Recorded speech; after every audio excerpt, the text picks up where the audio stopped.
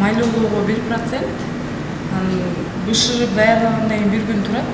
Даяр болгон быштактарды таразага тартып, желим идиштерге салып жаткан Жаннат Жаныбай кызы. Нарын береке сүттү кайра иштетүүчү чакан цехинин технологу. Бул убакыт аралыгында сүт азыктарын мерчемдүү температурада кармап, өз учурунда эритип, быштак жасоонун сырларын жакшы өздөштүргөн. Мен бул жакта иштегениме 1 жылга жакындап калды. Менин бул жак милдеттерим ушу бизге саат 10-11лерде сүт келет, сүттү кабыл алабыз. Сүттү тартыш үчүн аны 40-45 градуска чейин жылытып алып, анан сүт тартып баштайбыз. Күнүнө ошо сметана, айран, каймак жасайбыз. Жумасына 1-2 жолу сары май сызгырылат. Анан көбүнчө биздики заказ менен эле кетет да, тендерлер менен областной больницага черезден берип турабыз. Базарга жумасына 1 жолу таратылат. Ошо 1 жылдын ичинде жакшы эле өздөштүрүп калдым. Бул чакан ишканада айран, быштак, каймак өндүрүлөт. Чеки сүттөр атайын сүт ташуучу автоунаалар менен ташылып келет. Күнүнө 600 литр сүттөн 40 килограмм быштак, 100 литр айран жана 50 литр каймак алынат. Өндүрүлгөн сүт азыктары шаарыбыздагы дүкөндөрдү, мектеп, ооруканаларды камсыздайт. Мен бул береке сүт заводунан такай сүт алып турам. Бул сүт болсо кургагычка каршы күрөшүү борборунда дарыланып жаткан бейтаптарга берилип турат. Анткени сүт азыктары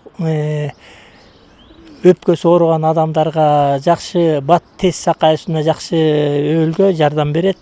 Ошондуктан такай биз сүт азыктарын берип турабыз. Бул береке сүт ишканасы менен көптөн бери иштейбиз. Булардан сүт, айран, быштак, сметана алып турабыз.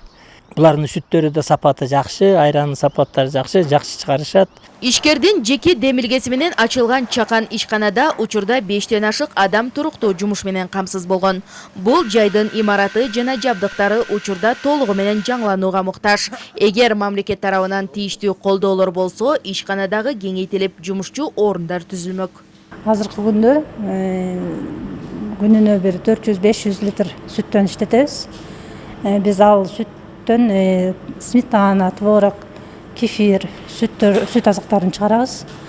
Жана бул өзүбүздүн шаардын калкын ушул продукциялар менен камсыз кылабыз. Андан сырткары мекемелерге сүт азыктары керек деген мекемелерге ушул продукцияларыбызды дагы берип турабыз да.